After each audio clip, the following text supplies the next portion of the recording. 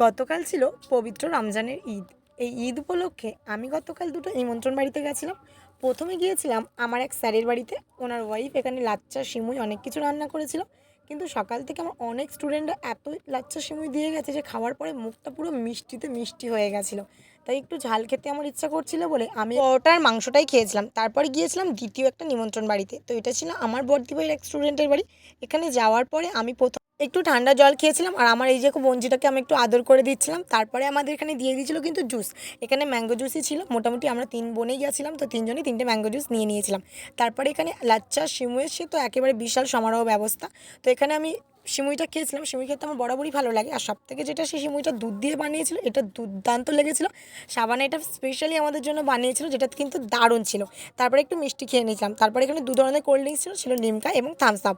আর সত্যি বলতে কি ওরা দুপুরে খাওয়ার জন্য জোর করেছিল, কিন্তু আমরা খাইনি। তারপরে চলে এসেছিলাম, আর এই ছিল আমার ঈদের